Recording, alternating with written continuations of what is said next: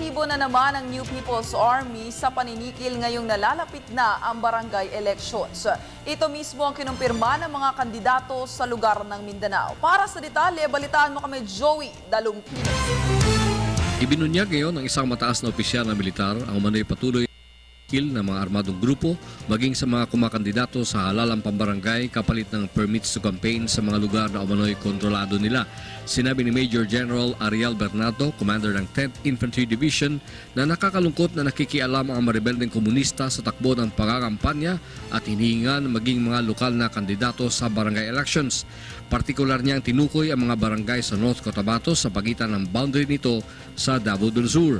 Una rito, naglibot si Bernardo sa kanyang mga areas of responsibility sa Davao Region at maging sa mga probinsya ng South Cotabato, Sarangani at North Cotabato. Anya, mahigit sa 40 mga barangay ang inilagay sa ilalim ng areas of concern sa South at North Cotabato, habang 100 mga barangay naman sa buong probinsya ng Compostela Valley, ilang mga barangay sa Davao del Norte, Paquibato District sa lungsod ng Davao, Davao City, Arakan Valley, North Cotabato Boundary, Kiblawan, Davao del Sur, Columbio, Sultan Kudarat Boundary, at sa Tulunan, North Cotabato at Davao del Sur Boundary. Binigyang diin ni Bernardo na ang halalang pambarangay ay isang magandang pagkakataon sa mga mamayan na pumili ng mga leader na pabor sa demokrasya. Ang pinaka-concern talaga namin, those insurgency-affected areas. So we don't want na, we emphasize that we don't want that yung mga sponsored o fielded na mga candidates ng NPA ang mananalo.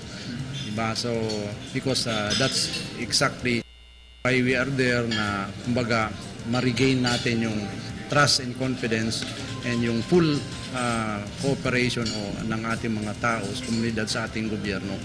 So under that bayanihan. So gusto natin re-establish yung local government functionary again with that opportunity maka-elect tayo ng panibagong barangay captain. That's a big opportunity na mailagay natin yung the right persons dun sa mga lugar na yun. And that would be a big step, even halfway, pag mailagay natin yung mga tao na kumbaga pro-democracy, pro-peace, pro-development.